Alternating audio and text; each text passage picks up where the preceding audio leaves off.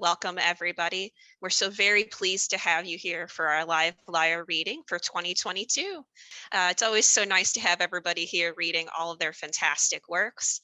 We will be going in alphabetical order this morning by last name for our 7 fantastic readers. I will just be saying each poet's name and maybe 1 or 2 works that you have either coming up or have already been published. So for this morning, that means we're starting with Lori Desrosiers. Lori, feel free to take it away. Hi.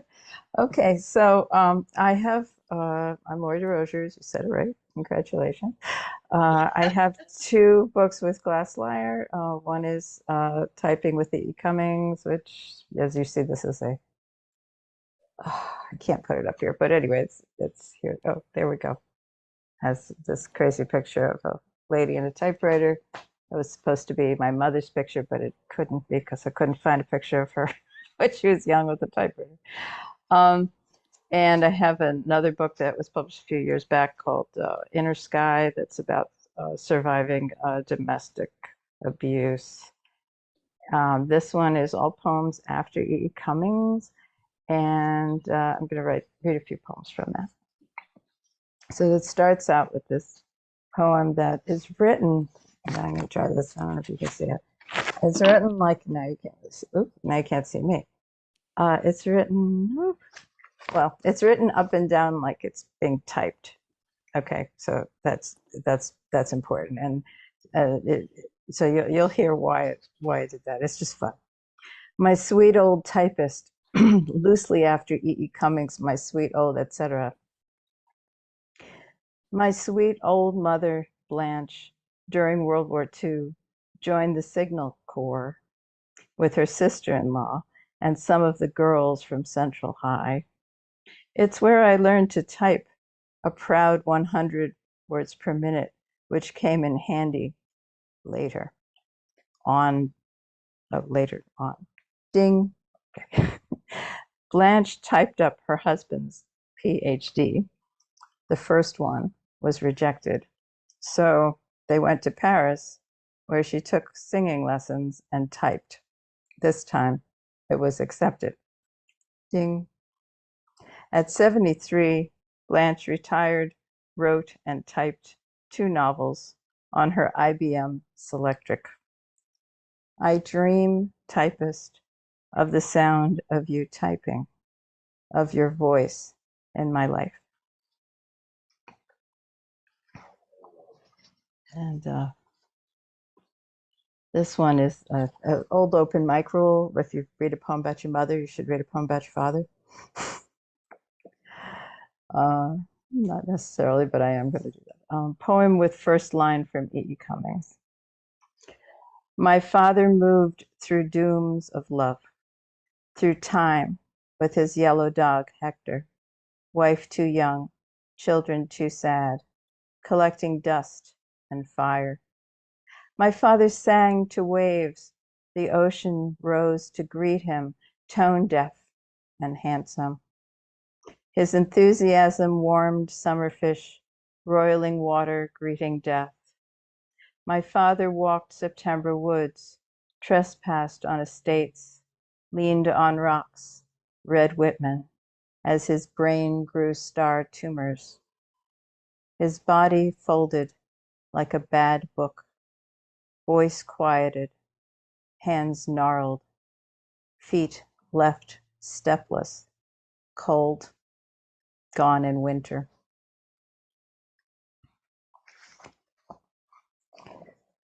I have found what you are like, after E.E. Cummings.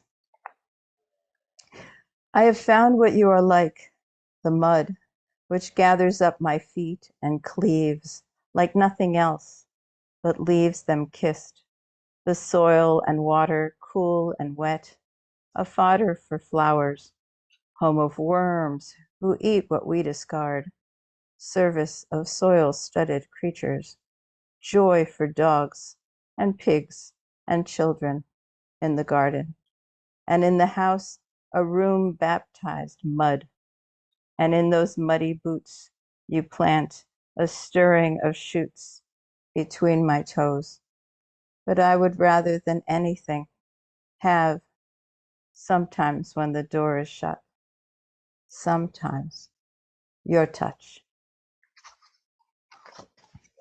Poem after E. Cummings. I will wade out into the water that burned our thighs.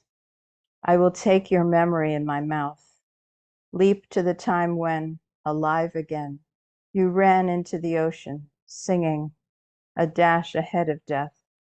The curves of your young body diving in, lithe, strong and sure, showing off for the beach girls. Will I figure out the mystery of losing you? Will we rise in 1,000 years or drink the dirt, lend the shine of our teeth to the old wavering moon?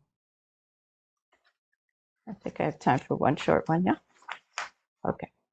This is called Autumn. It's new. It's not in the book. It's a Petrarchan sonnet.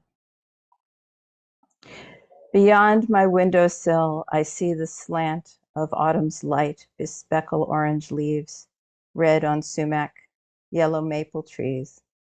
Artists strive to paint it, but they can't catch naked nature bathed in sunlight's lamp. She sheds her summer clothes immodestly, allows the wind to shake her branches free, to bend and bear, to rain or snow or freeze. And all the while we worry for the cold. We gather fallen wood to feed our stoves.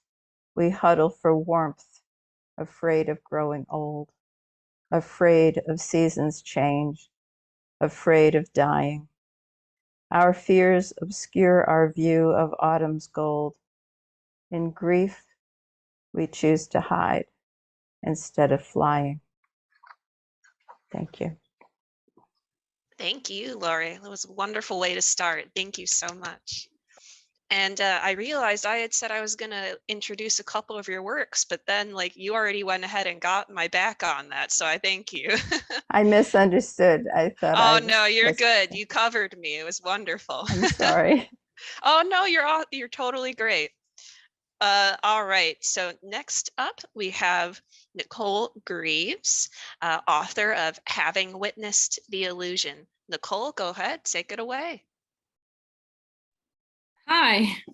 Okay, I'm going to read from the book, and I will do one newer poem. So just going to kind of dive in. But this is available at Lyre bookshop, and also Amazon and Barnes and Nobles. Start out with a poem called Sack of Scarabs. My mother and I spent a lot of time going to museums when I was young, sort of a reprieve from the world, and this is about that. The museum's glass box was hidden from light in between the hopeful columns, the scarabs swarming in a pool of fabric. Somehow they made the presence of my mother's body more familiar in the way her shadow made it more foreign. It takes a distraction to move us further from ourselves, at the same time closer. It's the sickness of the mirror, how it moves from reflection to the well to reflection again. My mother and I held hands as we walked. Least one of us be lost to the museum, and part of us is still there. The thin wrap of my wrist against hers like plagiarism, the rooms cool around us like wet paint. When she said my name, it rose like a balloon in a circus tent, those scarabs pressing against glass like my children's faces to animal stunts, like my own against my mother's waist, its yeasty scent. The scarab's color, the imitation that longs for its sea, a line dividing them, an aquiline nose. It was getting late. The day descended like the hood of a jump rope over my 8-year-old body. I knew we would be the last ones left in the rooms. It was the usual case. And if not for the announcer's voice, a woman's shoes clicking like a cough, like my mother's surgical heartbeat, we might not have noticed our own need to leave and gone on for hours, training from one display to another, stopping again at the sack of scarabs in their square box, the shape the world was once intended to be, me on tippy toes, as if on the high dive, beginning to fall. At 15. Counting backwards from 10, I'm lost at 1. It was meant to calm me down like an apology or shaking a snow globe. But I have to start again, replaying the song that speaks to my reverie. I drift from my wish, the candle, a burning forest now. The pearl in the box, a piece of that burning. Will I always be the sum of my poverty? Last night I woke to that from the dream of hammering a copper star in a whitewashed room. I hadn't washed my hair for weeks, I guess from the despair. It's amazing after so little or so much, I think of the possibilities. Souvenir, it's a little bit about what we take away. It's the blues song that piano mimics the trains passing over its tracks, the silverware being polished for company, the crow spiraling down to get a closer look at what stirs in the bushes, all of it a kind of muttering, bodies burning in the dark against each other in what becomes luck or misfortune. And no matter what happens, it happens. I am such a souvenir, something brought up from the wreckage, a negotiation that would not be settled, a henceforth, a charm.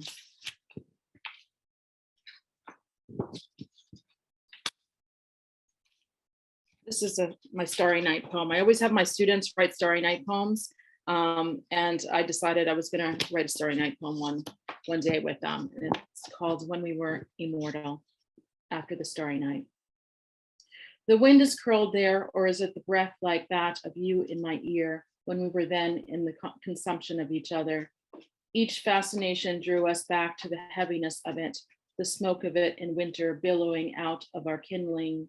It was the tapping to the sessions, the goblets clanging, fingerprints on the cutlery. It was the instrument of being the one, the perfection that only hands can realize. To be pressed to a wall was to open into a window, in a room with only one door, which was locked, each an accurate perception, a sustaining truth for all of our lifetime. A whole village asleep inside of us with its minstrel wind and its cleansing. I have time to read one more. Okay, I'm gonna read a new one. So let me pull that up. This is called Blades. We are captives together, have been on this island for thousands of years. I have a fish hook to prove it and a mouth that never closes, as if it ever did. How we have begun to smell like each other after sleeping in the same bed. Any prisoner knows this. We bear with each other, bear each other. I have borne, bore. I can't really give you up. Through the years, I have offered you knives and leaves, these beautiful blades of glint and green, of cut, cult, curiosity, and cultivate. I know I am not easy, or like he said, easy, like to a horse, not like I was once, my face in the grass. Thank you. Thank you, Nicole, very much. So wonderful. All right. Next up, we have Allison Joseph, author of both The Purpose of Hands and Speak and Spell, which will be out on the 31st. The floor is yours, Allison. Hi, everyone. So good to see these great faces, and thanks for continuing to make me part of the Glass Lyre family. I want to read one poem from my initial chapbook with Glass Lyre, The Purpose of Hands, which is all sonnets. And this is the title poem, The Purpose of Hands. An open palm can mean hello. A fist can mean goodbye. A single finger crooked, moved back and forth can lead you to a kiss or slap. A finger pointed down will make you look down too, to ponder what's beneath your shoes, that hell you've heard about or someplace else. A finger pointing heavenward, a ruse to make us all behave, aware the selves under a cosmic microscope.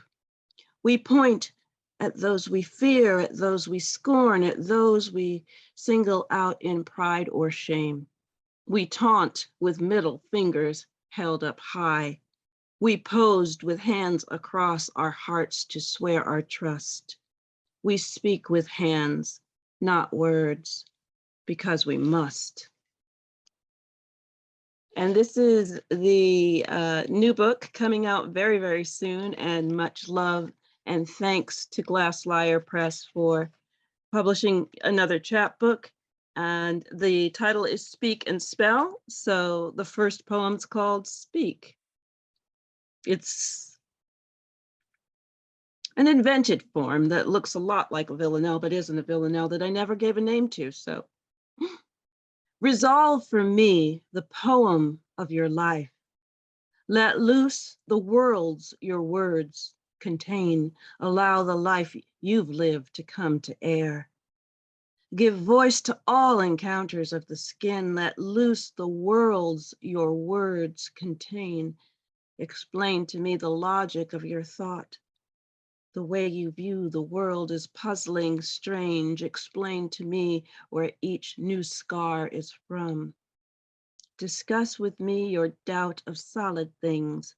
The way you view the world is puzzling, strange, and hard to comprehend. I want to know how surfaces appear to you, what gives you fevered dreams and phantom pains.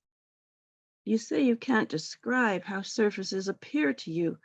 What gives you fevered dreams and phantom pains?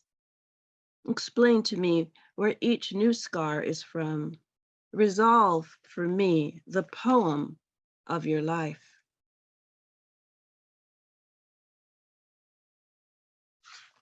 This poem is a very interesting poem in light of the discussions that we've been having as a culture about quiet quitting. And it explains why someone might want to quiet quit, which means doing your job, but not killing yourself to do it.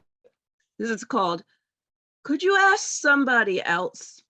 Then in parentheses, I'm already committed.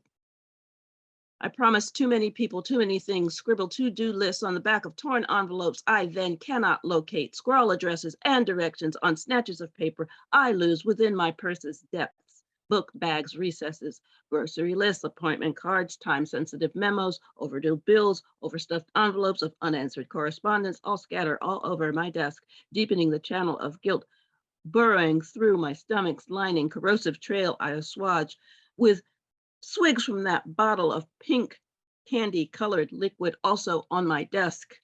I greet everyone with my hi, sorry, I should have had that for you yesterday smile.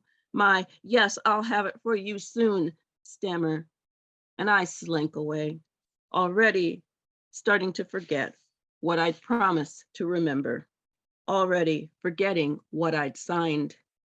Remind me again what I said I'd do for you.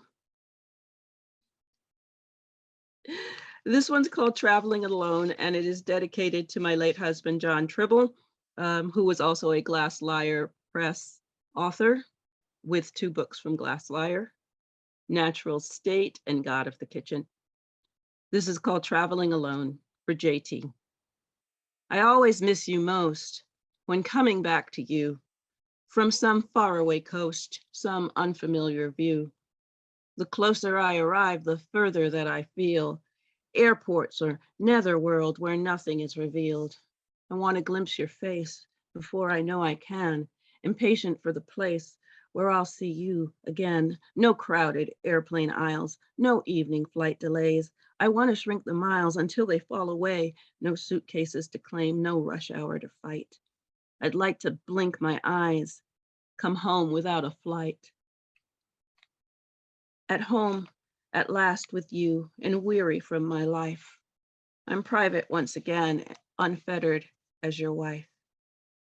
And this is the last poem I'll read. Since the book is called Speak and Spell, it begins with a poem called Speak and ends with a poem called Spell for welcoming a poem into the world. Spell to the world. Lighten your limbs in the rhythm of words you have never paired before. Words anxious as midnight wails, soothing as red velvet cake.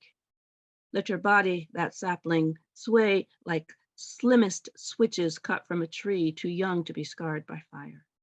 Whether sitting or standing, move from side to side, your body a wave, a spill, a drum, only you can sound. Let palms discover blank page newness. See letters take shape on the page before you write them down. O's as round as eyes, L's looping crazily as a listing roller coaster. Let language control your diligent hands, this time not for dishwashing or pot scrubbing. Give this page all it wants, all you can manage. Then, when you are done, bundle your poem carefully, gather pages one by one, so you can whisper these words into the next best available ear. Your listener's face transformed on hearing words you never knew could come from you.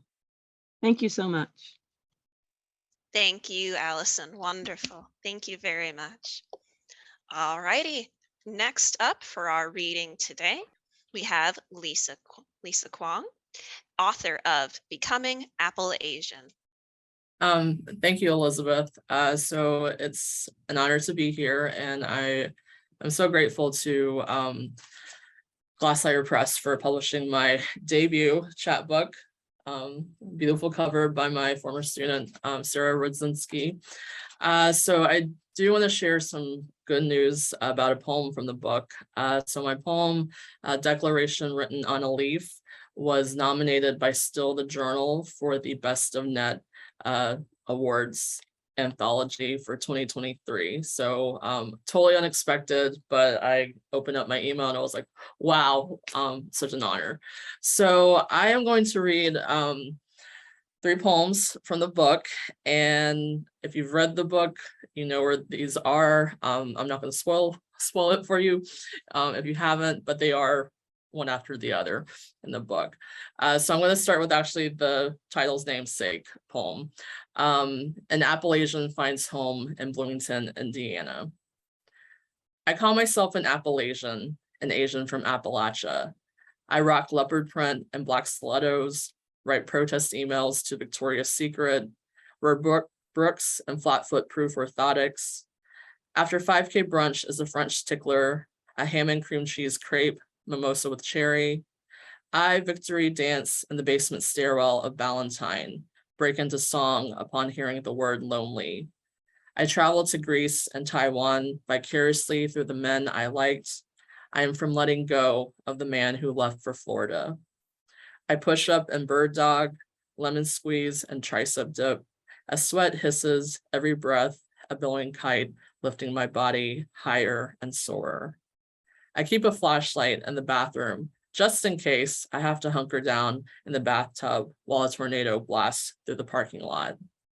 I am from tea parties and Scrabble, pink Moscato and Poetiers, exploding tacos, chicken and dumplings. I Appalachian up this Midwest college town, eat chicken feet, mac and cheese, celebrate butts and ancestors. I am from a fridge covered in babies, none of them mine, postcards and handwritten poems received via snail mail. I ponder the mirror, study the woman before me, see the tear-stained tub of lard, see the runner's legs, see the glittering Cinderella blue earring heart. And I do have to give a shout out to Kentucky poet Georgella Lyon, whose poem Where I'm From inspired this poem, or the form of this poem, and has inspired countless Where I'm From poems over the decades. So the next poem I think is a good precursor to the fall season, and it's called S'mores and Smoke. In the pumpkin patch air, a fire snaps as speared marshmallows glide in and out. Flames catch these delicious clouds, smoke kissing them until they melt, perfect between the snug hug of graham crackers and milk chocolate. The man with hazelnut hair and a sunshine heart kneels and roasts the perfect marshmallow. A toasted blush, it plummets. Wearing a boyish frown, he rubs away phantom tears with his right knuckle as the perfect marshmallow sinks into its dry grass and dirt demise. Gone quick as a leaf twirl, its loss lingers like smoke smell on our jackets, like daily heartbreaks we carry on a roasting stick. Okay.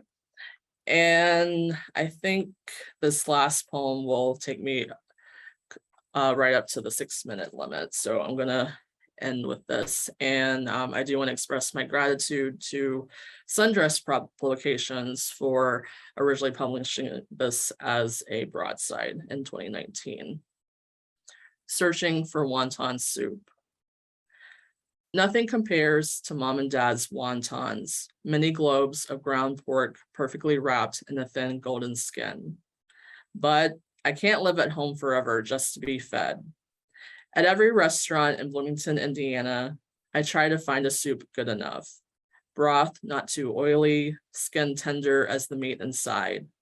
I love dozens of crisp scallions floating like emeralds, slick green, baby bok choy, steamed just enough. I've been satisfied, disappointed. Sometimes I wonder what the hell I just ate. I hate going out to eat with complainers, even though we all can cook better than what we pay for. Some of us anyway. Sometimes we don't want to dice vegetables, or we tire of flipping and stabbing meat with silver thermometers. We just want to eat. Once in China, my father saw his mother, Mai Yingying, staring into a soup kitchen window crowded with customers, scooping up wontons and slurping broth as steam rose to cloud the ceiling. She clasped her hands behind her back, her face full of hunger. Seamstress money was not enough to buy bowls full of wontons for herself, her husband, and 6 children. Dad tells me I don't know struggle, not like they knew in Taishan or when his feet first touched ground in San Francisco, when English was a diamond locked in a glass case. I will never fully understand their poverty. Imprints on shoulders and hands from carrying buckets of water from a well, cooking rice over open fire, living in a 1-room brick house with dirt floor, sleeping in heat while mosquitoes siphon their sweet blood. Now filled with gratitude, I know there are worse things than bad wonton soup. Because they had little, my father now prepares enough for an army in training. Plates overflowing with beef, yu choy, chicken, broccoli, and shrimp on every table. We fear hunger, fear necessities running out, so we buy extra, cook extra, wonder, when will anything ever be enough? Thank you. Excellent, Lisa. Thank you very, very much. All right. Next up in our reading series, we have Annette Sisson, author of Small Fish in High Branches. Take it away, Annette. Thank you, Elizabeth, and thank you all for sponsoring this reading. I'm feeling a great kinship right now with Lisa Kwong because I got my master's and PhD at Indiana University in Bloomington and haunted the halls of Valentine Hall as well. I came to writing late. I always wrote, but I let myself start writing in late 2017. So this is my first full-length book. I have a chapbook, Small Fish in High Branches, and I'm so grateful to Glass Lyre for finding a place for it. The first poem I'm going to read is a poem that when I finished writing it, I realized that it was about me wanting to claim that I was a poet, but being afraid of that. It's called What Rope is For. If she lived in this world, no longer would she murmur about her appetite for Wyoming, rocks, feathers, an open hand, a conjuring. Her desire is flamingo, a train ticket to Aberdeen, the shiny midnight of Hollywood starlight on paper, and Wyoming. What she has is a campaign button, leftover bread crusts, a length of rope knotted in place, its other end circling. If she clutches its swing, perhaps abrading her idle hands, then she might ride the arc high, unfist her grip, hurl herself into the tall plains, ranging that wide horizon, filling herself with the glint of minerals, flash of kites, the sated life of rock and feather. The next poem I'd like to read is also from the book. It's for my daughter who was moving away, and I was sad. And it's called Your Desire, a Loaded Spring. Your eyes drift west. I feel the distance rise. The driveway cracks are widening, the sagging bookshelves undusted in the half-vacant bedroom that was yours. Did I tell you the vocal cords of sandhill cranes measure 5 feet, their bodies just 3? The cords coil like French horns, their stentorian bugles rattling for miles. Their bodies, lithe and strong-legged, ballerinas with scarlet turbans, seem hardly able to contain such freight, to emit such cries. And the corkscrews inside, the springs that propel their flight, wings unfurling as they leap, heads pumping low. Last May, I heard the sandhills call as they launched, clamoring high above the marsh, becoming invisible.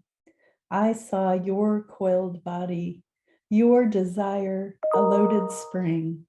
Your voice is the overture before the dancers' buoyant cabrioles, before the crane's sacramental journey to the Platte. The next poem I'd like to read, well, the remaining poems are not in the book. I'm working on a second book manuscript. I've kind of got it finished, but it needs some revision before it goes out. It probably needs a lot of revision.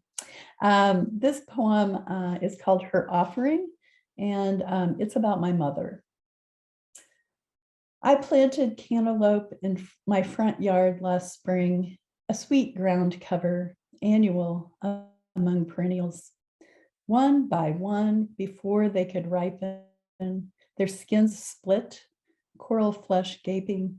I suspected raccoon, possum, deer, the heat, not the eastern box turtle, plodding through shadowed vines, snug under its stenciled carapace, saffron-eyed, among chiseled rinds, spilled seeds, the raw viscera of loss. 3 years before, my mother proffered a list of marriage partners for my father for after she passed. The roll call of candidates carried on. My mother, then too frail to deliver her lines. I preserved the spectacle of my silence, never performed her part, even as she made her bow.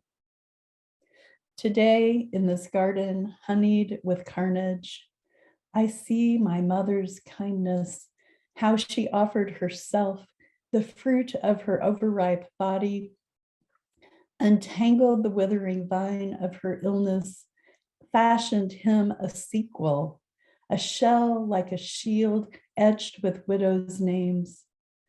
Perhaps she hoped one would slip the cover off, crack open the hull of him, gather the scattered kernels, salvage a cantaloupe roughly inscribed before summer's end. The next poem I'd like to read is based on a story I heard on NPR that I thought was fascinating. It's called Under a White Moon. A daughter, now 82, spends a decade grubbing in dirt, unburying the transplanted roots of her life. She returns to this place, searches for roses, the Grenada War Relocation Center, rocky, once covered with chain link, barbed wire, 7,000 Japanese Americans fenced away like nightshade. After Pearl Harbor, her mother took a cutting from her lost grandparents' rose bush, stashed it into a sacharoo under a slim volume of Basho, a hand mirror inlaid with mother of pearl, tokens to fuel dreams of pagodas, lotus blossoms, imperial as kabuki. At the camp, the mother waited for the moon's white shine, planted the shoot while the guards slept, wormed her way out of the hammock, to a patch of land with thicker soil, dug the hole with a borrowed spoon and pearl handle. Now, 8 decades later, the daughter finds one pink bloom, a bud on a small bramble, petals drawn tight as a pill bug.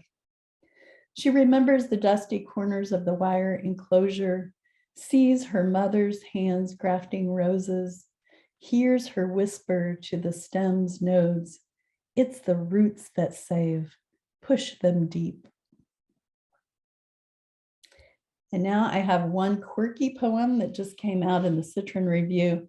It's very short, and it's kind of self-deprecating. It's called Eating Chaka Lavang in Texarkana. In childhood, I thought rice a strain of wheat, an eastern branch of the genealogical tree of pasta. At 25, I sifted the alien grains into water, added salt. Mental slideshows of Japan, China, Vietnam clicked. Me wearing t-shirts under kimonos, sandogasas on Ocracoke Beach, savoring Chaka Lavang in Texarkana. West of Memphis, past the broad lap of the Mississippi, I break, drift to the gravel shoulder. Paddies of rice sweep the cropland in four-sided berms. Aluminum silos gleam behind green tendrils tilted in breeze. Slick as rain, nimble as wind, rivers of verdant rose wide as the sea wave like laughter. Thank you all so much. Thank you very much, Annette. All righty. Next up, we have Sarah Stockton. Take it away, Sarah. Hi, everyone. Here's the cover. Castaway. Thank you, Elizabeth. Thank you, Steve, and everybody at Lyre. I'm going to read poems from Castaway because this is only the first chance to read them out loud. So we'll see how it goes. The Sailor's Daughter. My father has become a small boy, demanding attention, tacking across the lanes in search of whatever he forgot. Chasing dreams of blue and yellow boats adrift in the forgotten harbors of his mind. I stay vigilant, my own life tethered to his, waiting my turn at the tiller. A sea chest filled with trash and treasure, trailing in my father's wake as he greets every stranger like a long-lost love. He asks me for a star chart to navigate by, the ley lines marked for home, just in case he gets lost. We will set sail as soon as the sky clears and the wind lifts, I say, raising my glass. Anchors away.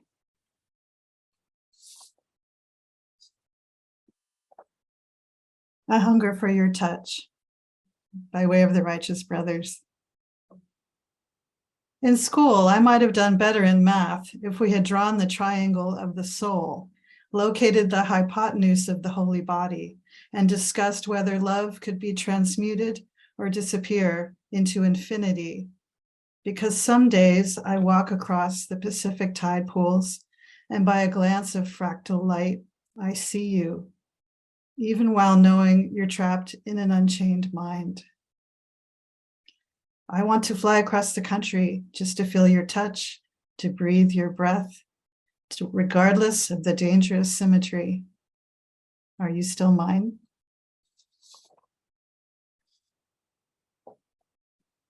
The binding. We exchange dreams, yours about a manta ray and underwater caves, mine about nothing I can admit out loud. We advise each other to meditate, to drink less or more. We forgive each other. Nothing has been the same since the day we anchored in the perilous harbor, anticipating the precipice of the last horizon. There is no answer when we ask each other, how much time is enough?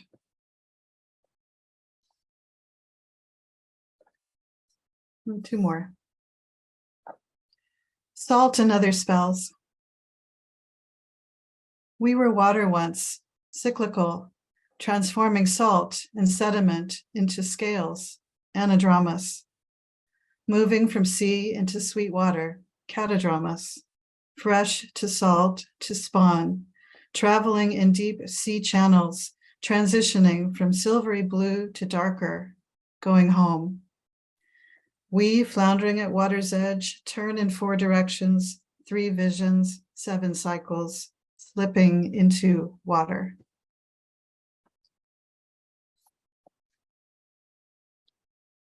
And the last poem, this is the title poem from the chapbook.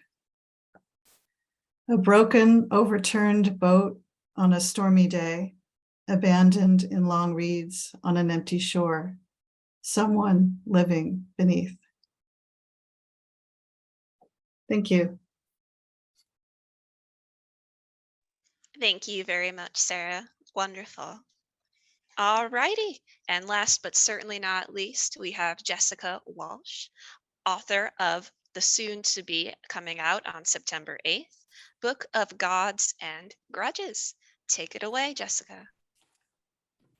Hi there. Well, I think the upside and downside of going last is that I've already been kind of ripped open by everybody else's wonderful poems, so it's all out there.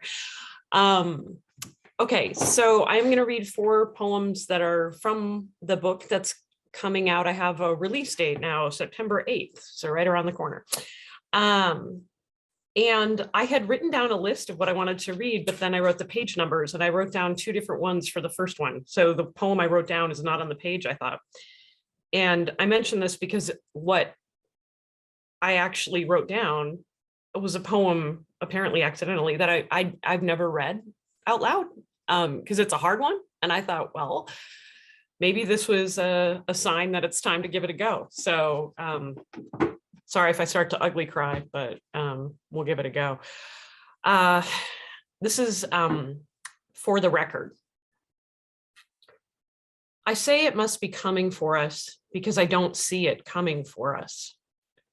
I look at the dog's picture from 3 years back and find an old beast, tired of carrying his loads of love. He grays and whitens, mats and tufts. How exhausted he is, and how greedy I am not to see it. Urging him on and on to August, when he was ready that April. The same month a doctor felt my husband's neck and paused, then pushed deep, finding tumor after tumor.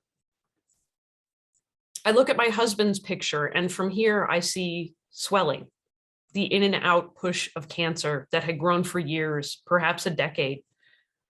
But when I'd press my lips to his neck and linger, I felt only desire, never disease. Each day now I say, we are fine. Let the record show I believed it and knew all along I was wrong. Made it.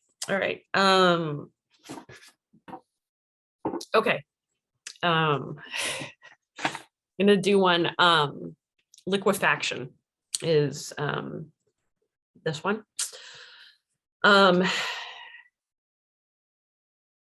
Okay. I've just turned 45. This is the poem. I'm not 45 anymore. I've just turned 45. My genes state I'm halfway home. My brain is shocked to be alive. Tired too of trying to be enough. Today, I learned my marrow has aged out. The registry letter grateful that I made myself available in my vital time. I tuck the letter in my purse where I can touch it often, this permission slip to save no one. My marrow, at least, is useless to everyone but me. It's all I can't offer. Soon other parts will follow. I'll go infertile, anemic, get new knees or hips. They'll pull my uterus out, scar my breasts with biopsies. I won't be able to lie flat on my back, and no man will want me to. Piece by piece, I will be for myself.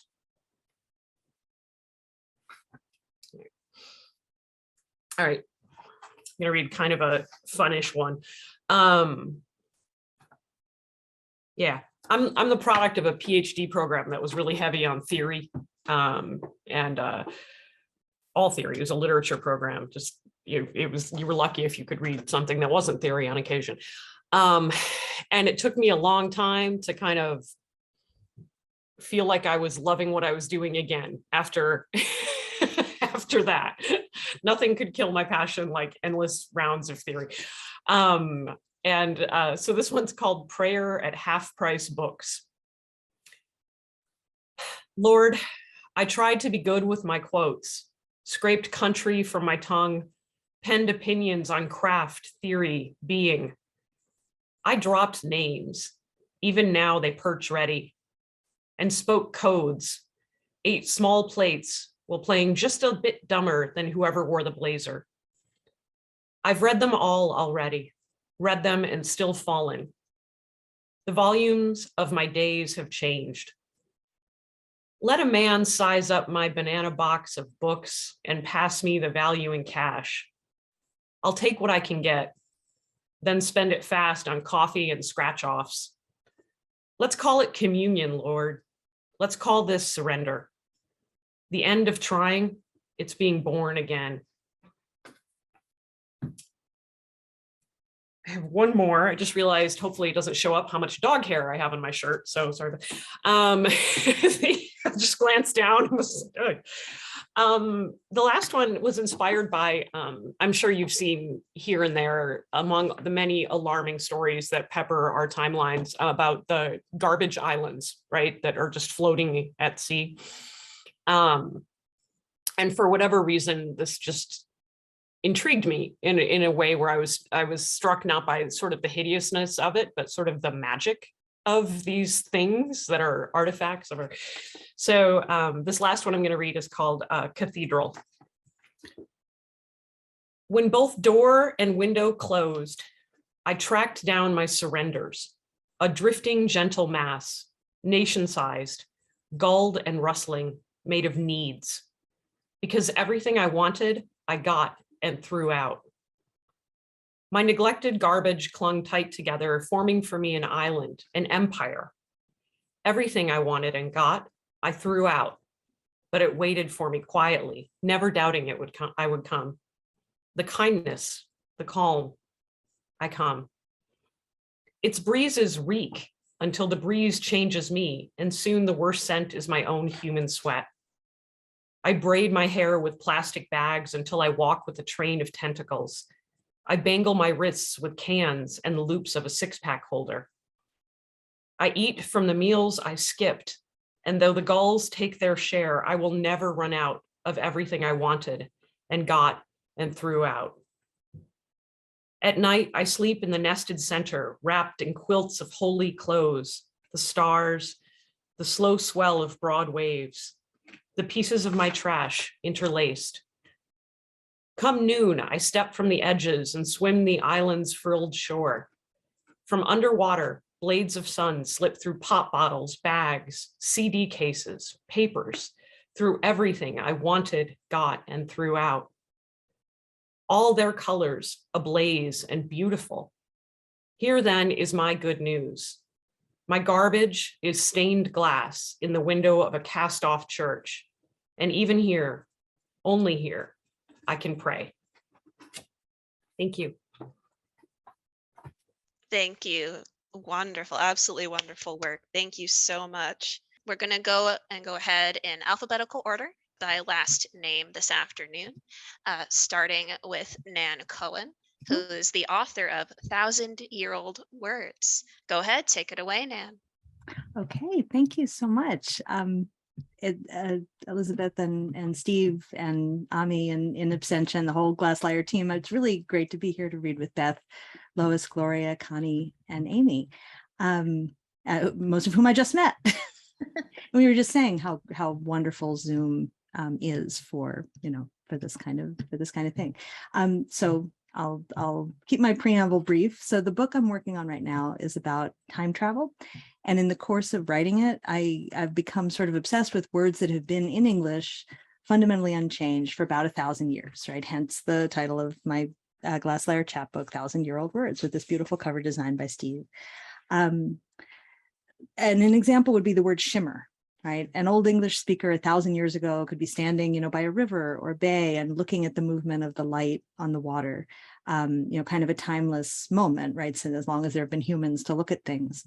And the word they would use to think about that would be, to think about shimmering would be shimmeran. And if I were standing there next to that person, we would kind of share that moment through language across time. So I'm going to read several poems from this collection. And the first one is called Strand. 1,000-year-old word is a broken bowl, a few sherds, each as big as a dish, uncountable fragments and dust. I am stranded, its pieces strewn before my feet. Each piece of the story is a strand, a rope, a shore. The second poem is called Cleave, and it has a phrase in it, a Janus word, which is just a word that means a word that can have two meanings that are opposites. Sometimes they're called contronyms. So like both cleave and hew can mean to cut apart or to stick together. So this one is cleave. A Janus word, it looks both ways, and its faces are bound at the back of the head. Some of its synonyms, fierce Anglo-Saxon verbs, hew, chop, sever, rive. Some of its synonyms Latinate, adhere, remain, but some are old in English, hold and cling. When I think of it, I think first of a hatchet descending in an arc to sever a thigh from a chicken and bury its edge in wood. And only after of two joining hands, fingers interlaced down to the webbing, two bodies joined like split sticks. The two meanings align at the seam, saying anything whole can be halved, saying what is divided is not parted forever, despite the blow, the stroke, the sundering. And here's that first word that I wrote, the first poem that I wrote in this, what turned out to be a big series. It's called Shimmer. 1,000-year-old word is a needle pulling a thread that is centuries long. 1,000-year-old word wraps itself around a quality of light, and like light itself seems ageless, untouched by time. Light travels through imperfect glass into darkened rooms, but moves with the same vigor. A word may have taken in a trembling it did not have 1,000 years ago, but all we can know is how it shimmers now, wrapping itself around the ageless light. It was how light found him. That shimmer was the light's surprise. And now, of all the words I cast toward the place he once appeared, this is the one that wraps itself around that emptiness, that absence where he stood. Loss. 1,000-year-old word is loosening too. The human hand opens eventually, lets go of what it held. 1,000-year-old word escapes the mouth. The L rolls off the tongue, the vowel splays wide. Ah, the teeth close on a hiss, on nothing.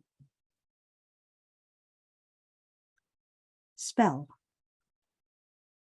You know that words have magic, are, that to pull you through time is one of their powers. Gasp.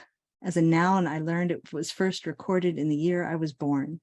When I marveled at its newness, I also felt my age. A gasp is one way to describe how we move through time. For another kind of pulling is that force among all the forgotten words of the ones remembered. I met someone. That's how you are. I'm sorry, he's already gone. I'm going to read two more. Home. The throat shuts, a small emptiness opens. 1,000-year-old word is a bite of air. The thing itself and the loss of it. Like the door to a place we used to live, the old paint peeling or repainted green. Haunt comes from home. It's where the ghost goes. And the last one with my thanks is wind. Winters in LA, rain and wind clear the sky to a startling blue. On the sidewalk, fallen branches, drifts of brown leaves. More people than you'd expect, perhaps, out walking alone or with kids and dogs. I went up the block thinking of wind, of the Pacific 20 miles away, of warm air rising from the playground blacktop, our local desert, and far beyond it, the great deserts and plains of the West. Imagining wind rushing up and down mountains, rolling into canyons and waves. Can anyone tell where it begins and ends? And then I saw them, a flock of green leaves in the diamonds of a chain-link fence, all caught and fluttering next to the tree the wind had loosed them from, and in their trembling, saying everything I had thought to try to say. Thank you. Thank you, Nan. Oh, a wonderful way to start us off. Thank you. All righty. Next up in our reading this afternoon, we have Beth Copeland, author of Selfie with Cherry, to be released next month. Take it away, Beth.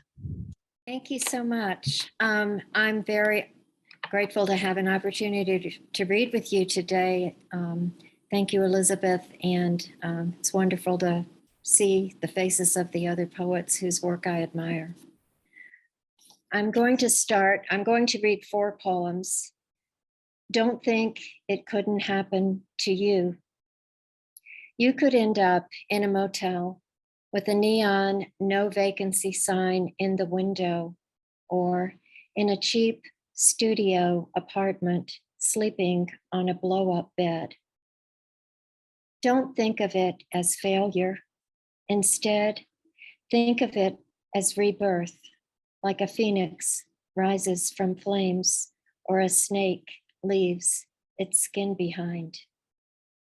Maybe your flesh is too tight now that you've grown, or maybe you needed to burn down to nothing but feathers and bones before you could fly. Abandoned nest. You show me a nest, a bowl of pine straw, moss, and leaves, with 3 eggs like speckled jelly beans, hardened, unhatched. We wonder what happened, why the bird left, and laugh about weird locations where wrens build nests. On a grapevine wreath, in the crotch of your jeans, on the clothesline. Later, I look at properties on my laptop, dreaming of a place of my own. A condo in longleaf pines, or a brick church I could convert into a home. I pack miniature houses in bubble wrap to ship to my daughter, and sift through a battered footlocker of old diaries and letters, too heavy to lift, deciding what to keep, discarding the rest. When did we quit trying? When did the life we warmed with our breath turn cold? When was our ending etched in stone? Pyre. When I return to the cabin, Casey runs to greet me. Separated for 9 months, long enough to bring new life into the world, I pet his head, but don't hug you. I don't want you to move to the mountains, you say. Let's take a walk. But halfway to the road, I notice dead branches on the dogwoods and stop to snap them. You break the bigger boughs until there's a gap through the thicket. Then we move to the pines, breaking brittle limbs with dry brown needles, our hands sticky with sap. Our dog is bored with us and retreats to the porch while we labor until it's too hot to continue. Enough wood for a bonfire, I say, recalling the night we torched a dead Christmas tree, drinking white wine and dancing around the leaping blaze.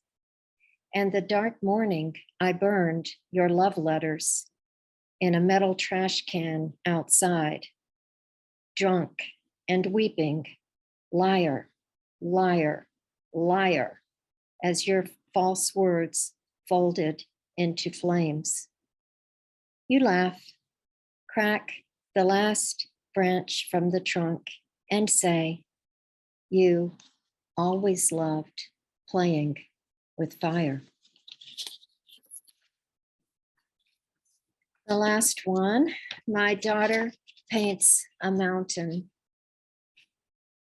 She wasn't thinking as her brush swept across canvas in wave-length strokes, channeling a crest she'd never seen, while I was still in the sandhills, where there aren't any hills, just fields of cotton, soybeans, and cedar stumps in swamp water, sleeping on an air mattress in a small apartment with prints and paintings propped against walls instead of hung, newly separated, newly sober, living between the husband and home I'd left and a haven I hadn't found yet.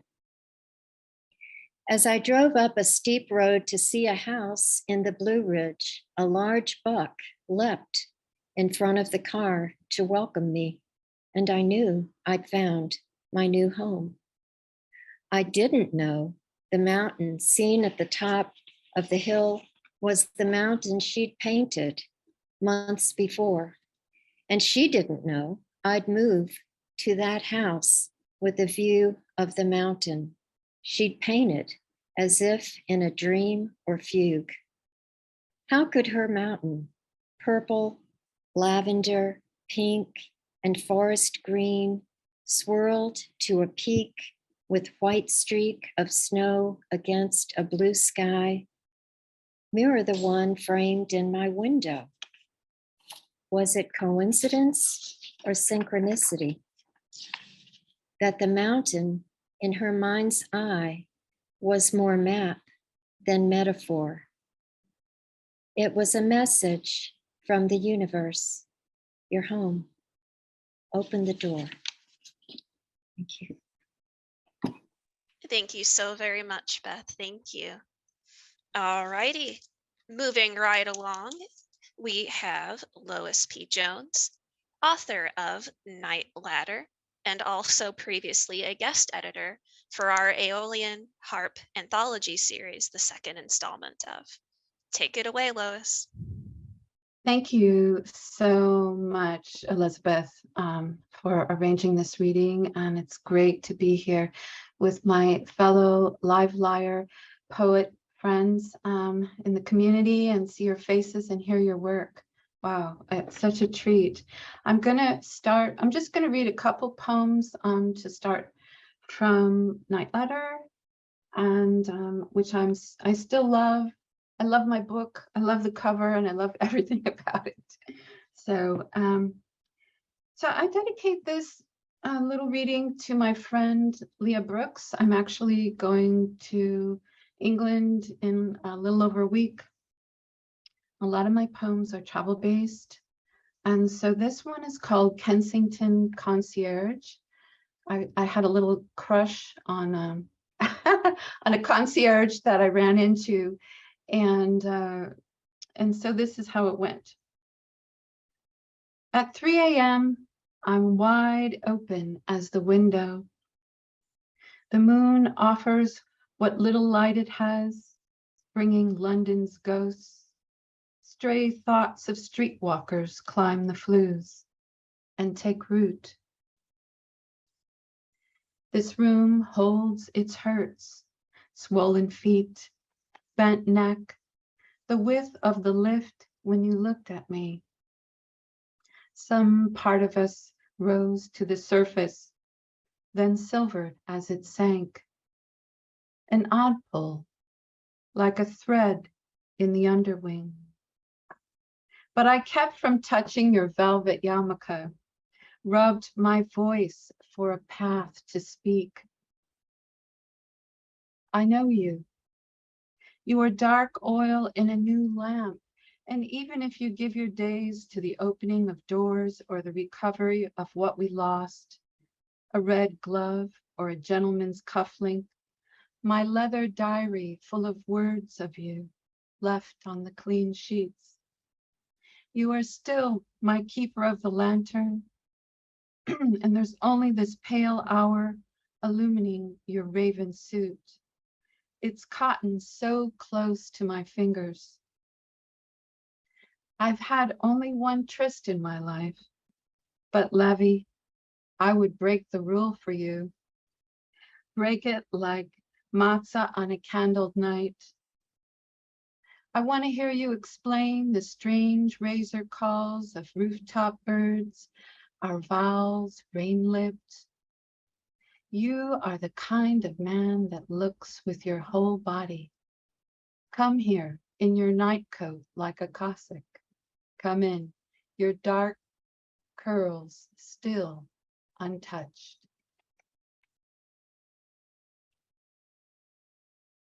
And this next one is called Foal.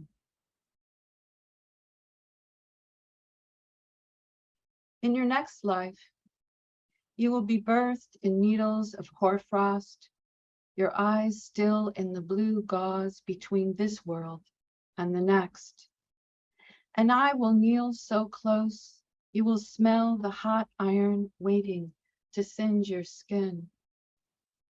You'll hear the crackle of the flame, and your throat will prickle with stars. I'll wrap your shins in nettle, and this shelter will fall deeply into zero. This is the start of your suffering for the children, yours, who became the wanderers, beaten between the withers, broken and unrideable in the world's dark loam.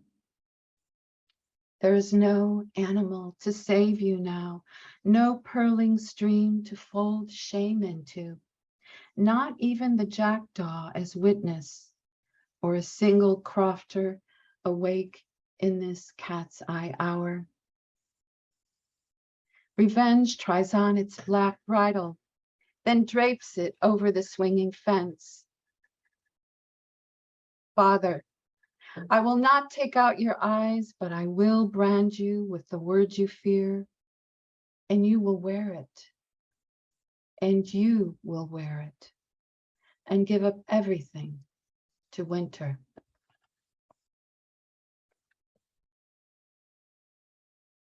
So I'll read two more poems, and this is from my new series, which has to do with a woman who lived with Rilke during the last 5 years of his life, Frida Baumgartner, who was his housekeeper. And so I've been very inspired by that. I won't talk too much about it. I'll just read the poems. But she arrived there, lived with him 21 to 26, and lived in a chateau with no running water and no electricity, and came to live with this crazy poet.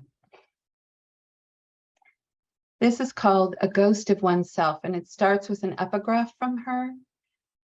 Once we arrived at Museau's gate, everything looked so familiar to me, like a déjà vu. Suddenly, I remembered a dream with exactly the same image. A gate, old birch trees, acacias, a courtyard with a bubbling fountain. This is from her memoir. Because I have no life, it is easier to remember who I was, though exact names pass from flesh into sunlight forgotten. What stays belongs to a land's measure, a root system of the soul, a kind of capillary consciousness for the places I thirsted, drank, became.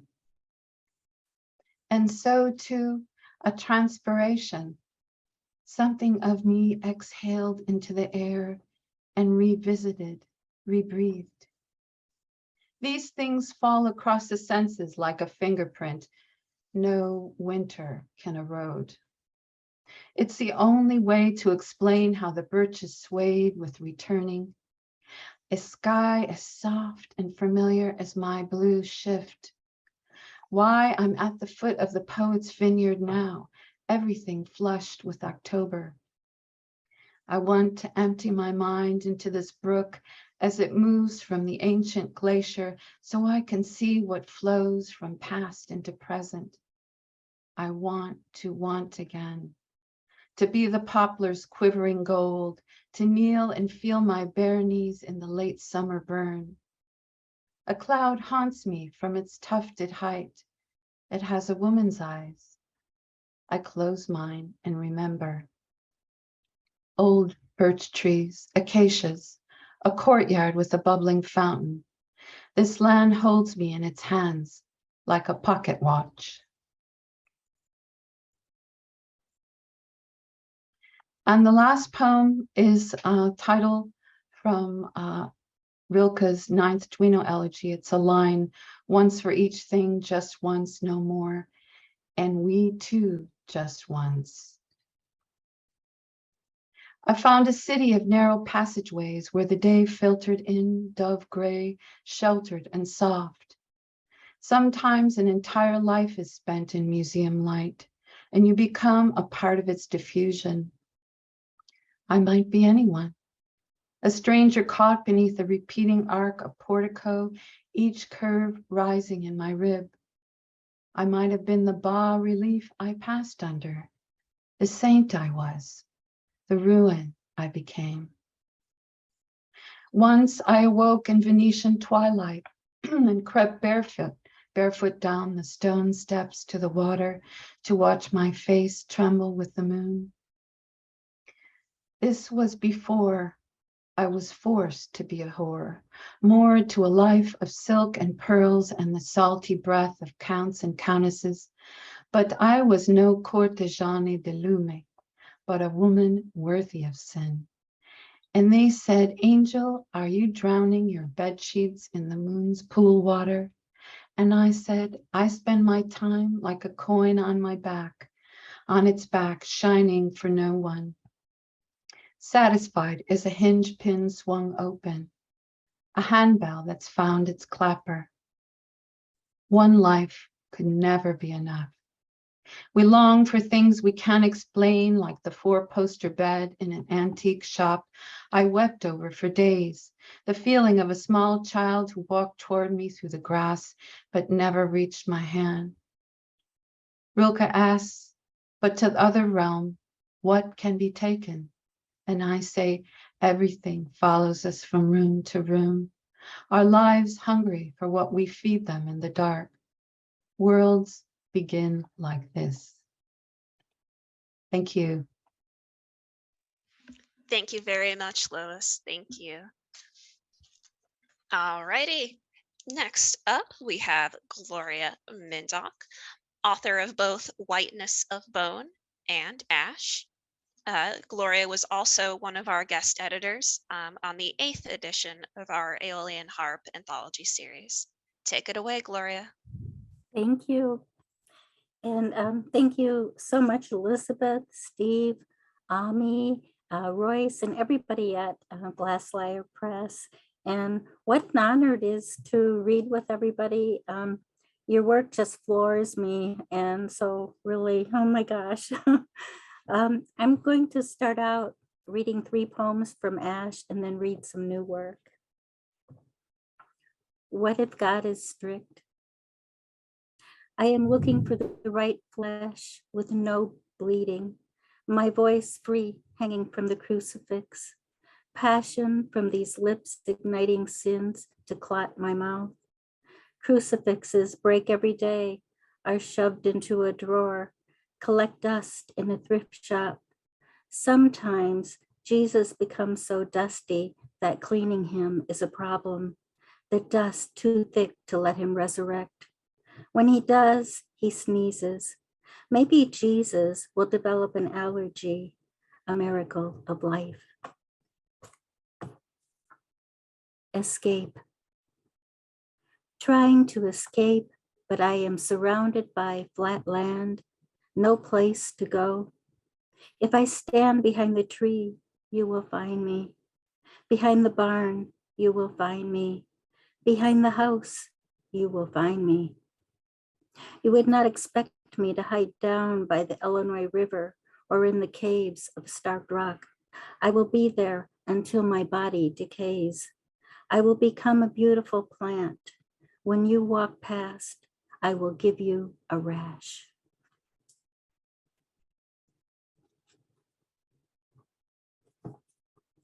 J/M. Jay loved fake names. He was a burnt out novelist, wrote too many stories about horrific blind dates. He was a wild man. Too many plastic bags in his kitchen. He would kill you, burn you, pretending it was love. M, an elementary teacher, went out with Jay. She thought he was popular, would bring her wealth. M was wrong. Her fate lay at the water's edge, an alligator. You can tell I love, murder stuff. The next few poems are inspired about all the horrible things going on in Ukraine, and I'm working on a manuscript about that. This is called The Blindfold. Blindfold me so I don't see the damage, the dead bodies, or blood on the ground. Wrap the blindfold tightly around my eyes so I don't see the Russian tanks. Puncture my ears so I don't hear the sirens that a missile is coming. Tie my hands together so I can't take a life. God would not want me to do this. Bind my legs so I won't run and flee from my home. Stop my heart from feeling loss, sadness, and grief before it overwhelms me. The soldiers are killing my family and friends, slitting their throats and burning them. I know this. Remove my blindfold, untie my hands, give me my hearing back, give me a weapon. Exceeding. No one lives like I do. No freedom, just flames, days of putting defeat in a vase.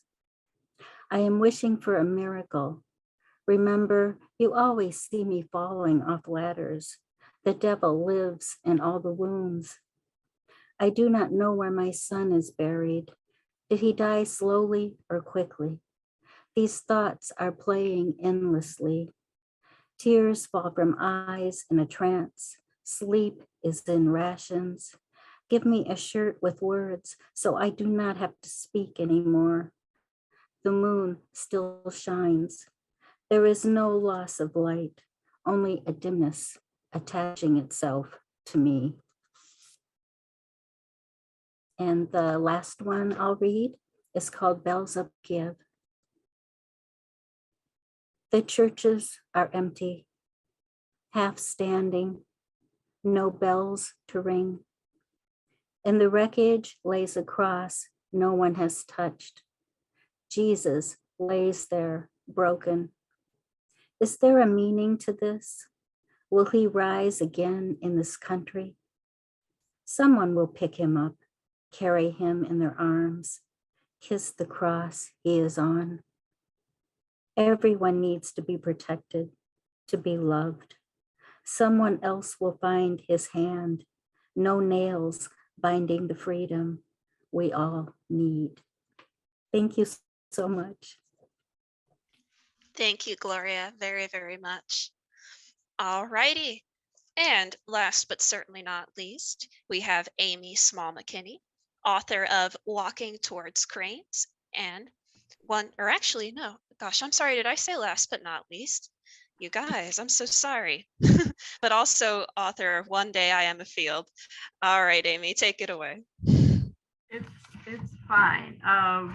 Thank you for the introduction. I am so pleased to be part of this group. It's incredible. And I thank Glass Lyre and everyone involved, Steve, and Elizabeth, and everyone who I haven't been able to talk to, but you're out there.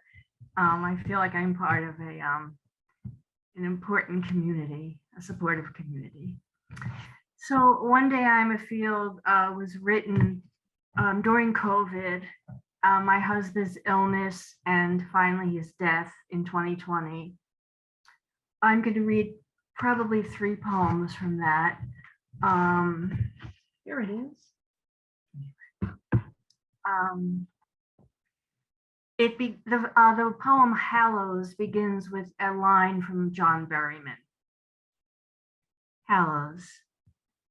And when the hectic light leaches upward into rolls of dark cloud, when all I want is to shut the door or wear a mask to face it, all I want is to reveal what is inside, not red leaves, this pandemic, a woman in love, but a sliver of autumn, one of its dreary days when leaves are soaked and scattered, one of the masks waiting for something, maybe All Hallows, which I know nothing about, except children and nightmares parade in floats, or inside red wagons dragged by mothers or fathers. And like one of its leaves, hang on as though my life depends on it, when all I want is to rely on the small wagon of promise. I will fall, my darling, into my own arms because you are not here.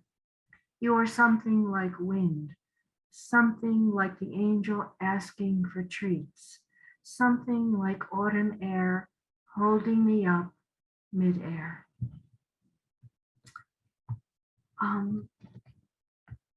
I see the chat, thank you. I'm going to read the title poem, One Day I Am Afield. Instantly, soundlessly, a meadow called bereft. One day, a hawk's meadow. Above, a red-tailed hawk fools me into thinking he's an eagle, flaps his wings wildly, then glides until I know, yes, it is you. What is remembered when blinded? Try to wake to the sun's flash of denial. The problem, I am grief's land. One day I am a hollow. One day a long depression of land, a hollow carved out close to a river. You bring me rain, carry it in your mouth as if I were a baby bird. You make many trips, squat beside me. There were never enough words between us. Before you leave, you covered me with birch bark. Say, you are safe. What I want for you, to be a mountain black bluebird escaping the blazing forest, or if you prefer, water running downhill, stretching into a river. And I had all these pages. Here, I found it. The third poem is Thirst. I will use this pencil to draw you back to me. If not to this world, then inside, rising like a river or bones. Ezekiel brought back to life. Never a conclusion, always imagination's axle rotating in the wheel's center. This is not about Ezekiel, exiled to Babylon, his crazy visions almost hidden from the canyons. This is not about Ishmael, who lived to be 137, child of Abraham and Hagar. Hagar, a mere handmaiden to Sarah, chosen by Sarah. Is this about a slave purchased to carry a son? How the seed grew inside of her, how the seed grew like mastica sapping from a tree. A tree becomes a forest of believers. How Hagar and Ishmael forsaken were dying in the wilderness until an angel showed her the well, the angel reclining by her.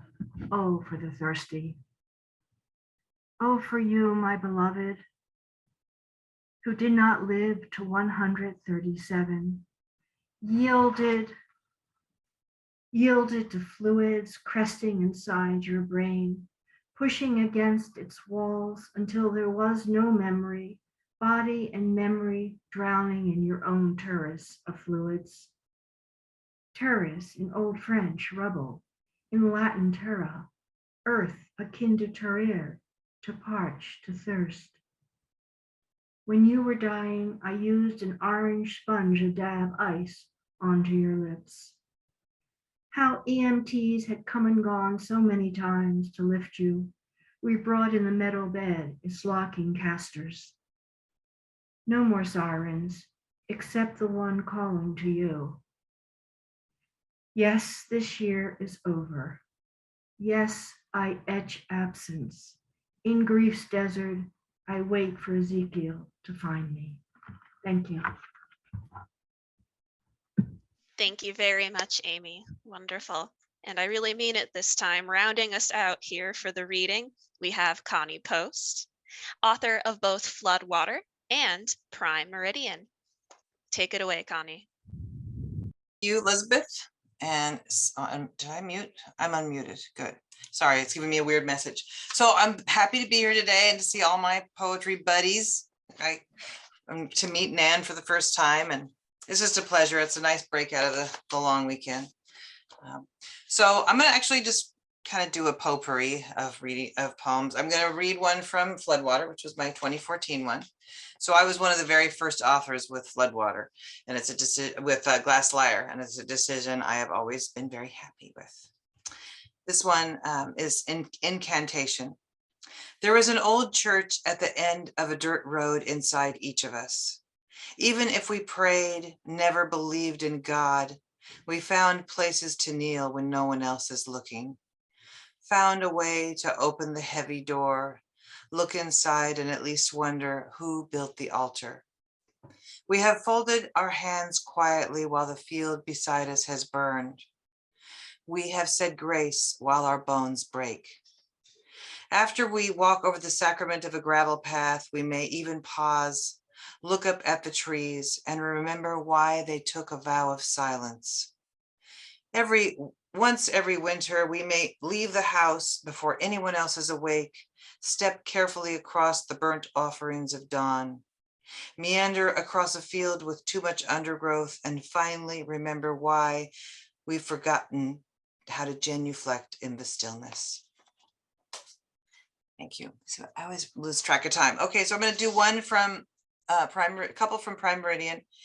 This one I'm going to read in honor of the fact that many of you are close to me, which is at least half of you, know that I am reunited with my sisters after 30 years of estrangement for a whole bunch of reasons. But this one is in honor of getting to know my sister again, but then a snapshot of what we lived through. Curvature of the spine, sister 1 year older than me. I watched the doctors trace lines down your back with an index finger. I watched you bend over time and time again, touch the barren floor. As they measured the curve, the stubborn spine, the radiologist telling mom what to expect, reminding us how a body makes up its mind. The heavy radiation aprons falling from your thin body, your pelvic bones off center. After each checkup, I grasped my own bones at night, making sure they weren't winding out of control. The years passed, the hairbrush beatings got worse, the scoliosis followed you to high school, the awkward braces, the tightening of the bodice around the ribs, how you already understood the language of shallow breath. The only time you were allowed to take off the brace was bedtime. I watched you unlace each strap, the sores from abrasion pulling, spoke like ancient rubbings from a cave wall. I never said a thing as you snuck quietly into the bed next to me. You always turned off the lamp first. I waited for night to be over. For contrition, I waited until I heard your steady, full breath, as if you already knew our survival was curving into itself. Weirdly enough, all of us have, thank you, have scoliosis and all kinds of back problems. And my spine has this problem where the discs are kind of moving. So they really were winding out of control, my bones. Okay, and then in honor of all the fires we've been having here, which in California, which just seems endless, burn. I have been on fire since the moment I walked through this door. The ashen gray walls are smoldering.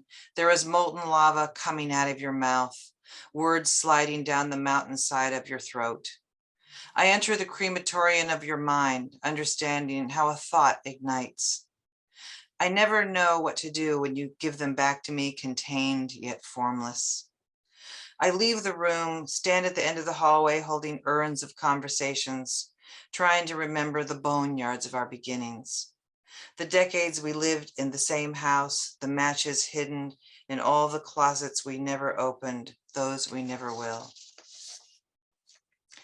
I'm going to read, I think I'm okay. I have a couple more, 2 or 3 more, but they're not long.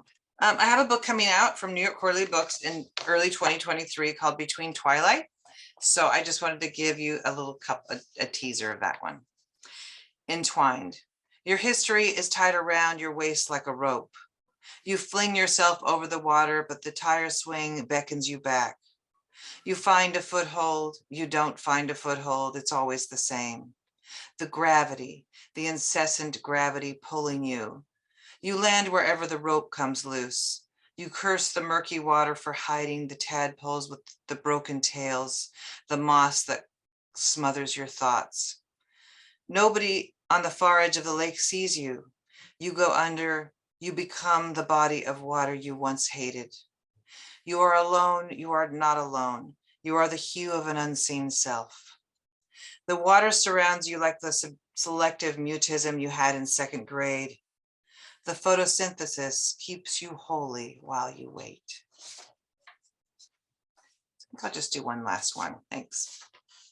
Again, most of you that know me very well know I had a very difficult year because my brother had died at age 59 in late April, and it was a very difficult hospice ending and the journey of Parkinson's, which is, a lot of people think it's just tremors, but really in a lot of them and in later stages, it's hallucinations and deep dementia and a lot of really hard things. So this is before he died.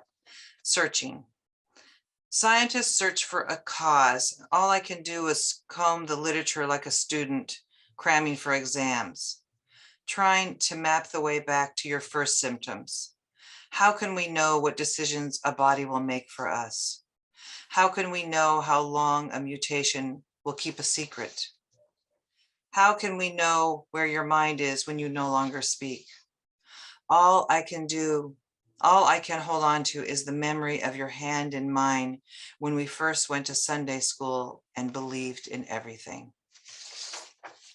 Thank you. Oh, wonderful, Connie. Thank you so much. Oh, thank you, everybody. This has been wonderful as always. I think someone else said it best. Every year when we have Live Lyre, it's like a community coming back together again with both poets that have been here before and new voices too. And it's always so wonderful to hear you all. Thank you so much for attending today. Both this recording, just so everybody knows, and the one we had previously yesterday will be up for your viewing pleasure on YouTube coming in September. So do watch for that.